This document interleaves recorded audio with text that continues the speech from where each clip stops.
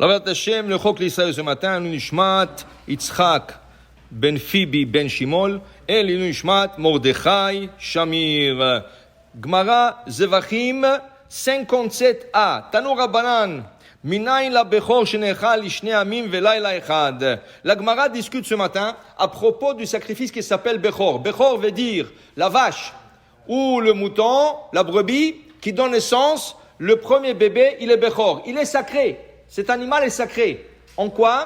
On ne peut pas travailler avec. Si c'est un veau, il grandit, tu ne peux pas travailler avec le champ. Tu ne peux pas mettre une charge là-dessus.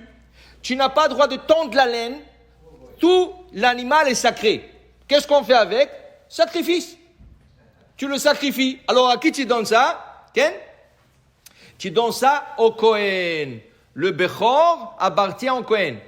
Ba'adam ou Ba'behema lihu. Le Bechor de l'homme appartient au Kohen, le Bechor de l'animal appartient au Kohen. Alors tu payes 5 pièces d'argent, tu rachètes ton fils qui est Bechor, et pour le Bechor de l'animal, tu la laisses entre les mains du Kohen qui va l'égorger, il va la manger. Maintenant, nous savons que chaque sacrifice, il y a un temps de consommation.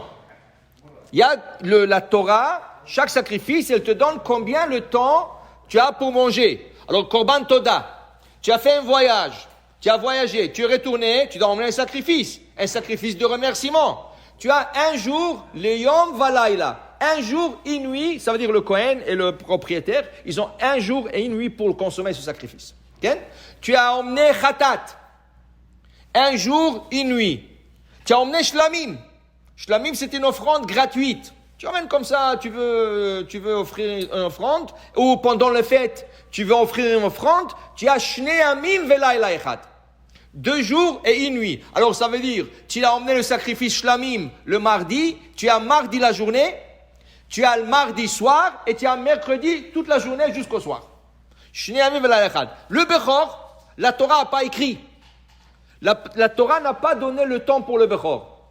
Donc la Gemara ce matin discute du Bechor. Alors, Tanu Rabbanan, Chachamim nous disent, la Bechor Shene Minayin, d'où ce que nous savons que le Bechor se mange 2 jours et une nuit.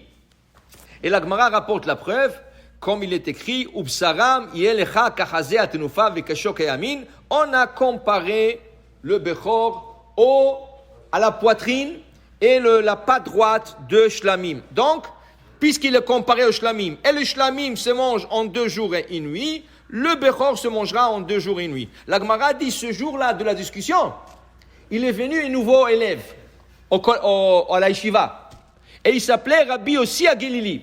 Et lui dit non, moi, je peux trouver que le Bechor se mange 1 jour et une nuit. Plus strict. Okay? Et là, il est rentré en discussion avec Rabbi Tarfon. Rabbi Tarfon disait comme ça, lui il disait comme ça, chacun emmenait une preuve, jusqu'à Kafatz Rabbi Akiva. Rabbi Akiva a sauté dans la discussion.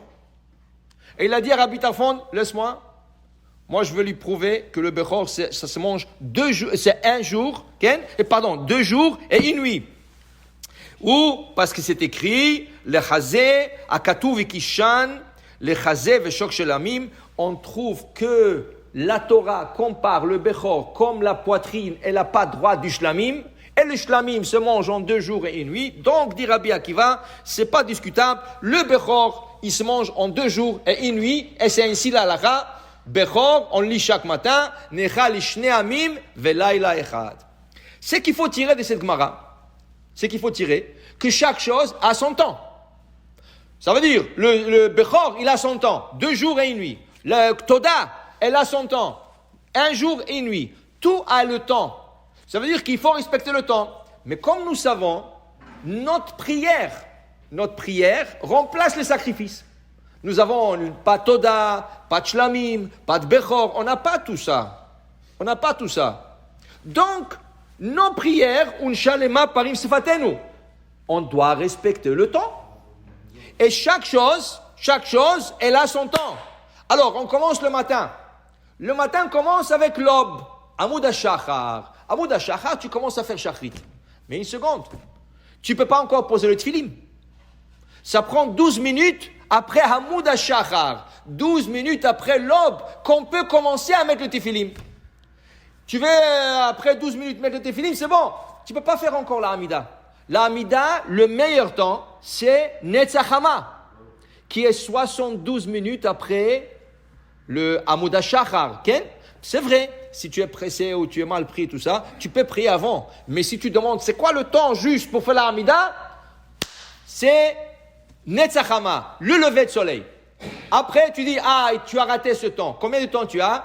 Tu as 4 heures pour faire la Hamida. Alors, depuis le lever de soleil, tu as 4 heures encore pour faire ta prière. Après ça, on parle à peu près de 10h15, 10h30. Après ça, Shulchan Aruch dit, tu ne peux plus faire la prière.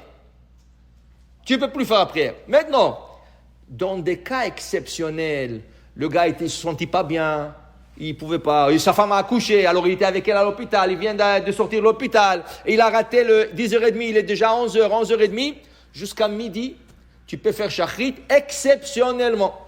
Mais pas souvent au quotidien. Tu veux pas? Le chemin, tu as 3 heures pour le lire. Le problème, c'est Shabbat. Parce que Shabbat, il y a beaucoup de communautés qui commencent 8h, 8h30. Tu dépasses le temps de chemin. Quel est le temps limite aujourd'hui de chemin? 9h13. Ce Shabbat, c'est 9h13. Il y en a des communautés qui n'arriveront pas en chemin avant 9h30, 9h35, 40. Ils ont dépassé le chemin. Et la Gemara, qu'est-ce que nous dit? La Mishnah, qu'est-ce que nous dit? Si tu as dépassé le temps du chemin, tu ne reçois plus la récompense du chemin.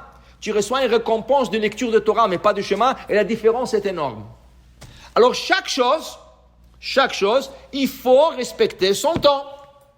La prière, dans chaque étape de la prière, tu respectes son temps. Mincha, tu ne vas pas la faire quand tu veux. Mincha, le plus tôt, c'est Mincha Gdola. Mincha Gdola, c'est une demi-heure après midi. Alors, midi et demi, 1 heure, 2 fois, 1 heure et demie, ça dépend du temps. Okay? Alors, il y a un temps. Mincha, le meilleur, ce n'est pas celle de 1 heure. La meilleure mincha, c'est celle qui est proche de le coucher de soleil. 20 minutes avant le coucher de soleil. 20 minutes avant le coucher de soleil. C'est la meilleure mincha. Okay? Parce qu'elle est proche, et là, tu peux faire Arvit aussi. Arvit, avec la sortie des étoiles. Oui, il y a une possibilité de faire Arvit, mi be'odium, un peu avant. Mais pour le dire, l'idée aujourd'hui, c'est toutes nos prières qui sont comme des sacrifices, ils ont un temps qu'on doit respecter. Baruch Adonai Le'olam. Amen ve Amen.